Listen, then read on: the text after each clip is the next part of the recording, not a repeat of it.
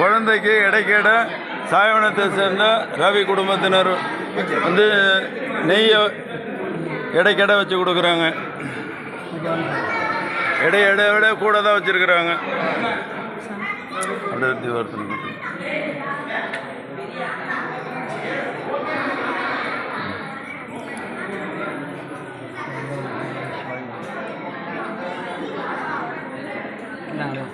தொப்புல சும்மா தொப்புலுங்க தான் சொல்லுங்க. அவ்வளோதான். சாயவனத்தை சேர்ந்த ரவி பிரார்த்தனைக்காக இடைக்கேட அரிசி வச்சு அம்பாளுக்கு காணிக்கையாக கொடுக்குறாங்க. இடைக்கேடை விட கூட தான் இருக்குது. இடைக்கேடையை விட அதிகமான எடைக்கு அரிசியை வந்து அம்பாளுக்கு காணிக்கையாக கொடுத்துருக்குறாங்க சாயவனத்தை சேர்ந்த ரவி. எல்லாரும் ஒவ்வொருத்தரும் தீவார்த்தனை காட்டிட்டு அடுத்தவங்கள்ட்ட கொடுங்க.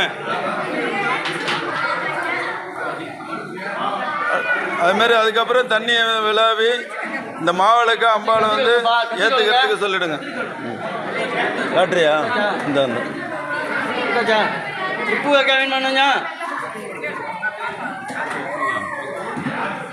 வேணும் எடுத்துக்கிட்டோம்.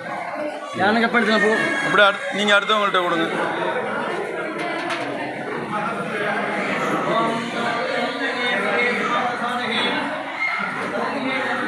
அப்படியே ஒவ்வொருத்தரும் தீவார்த்தனை கட்டிட்டு அடுத்தவங்கள்ட்ட கொடுங்க.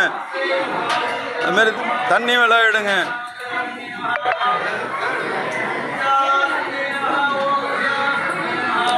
காட்டி நிறைவு பண்ணிட்டீங்கன்னாக்க தட்டை அப்படியே இங்கே மாற்றி விட்டுருங்க.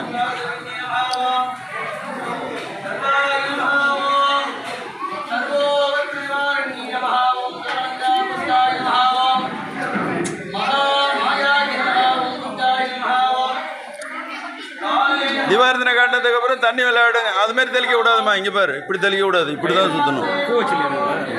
அது மாதிரி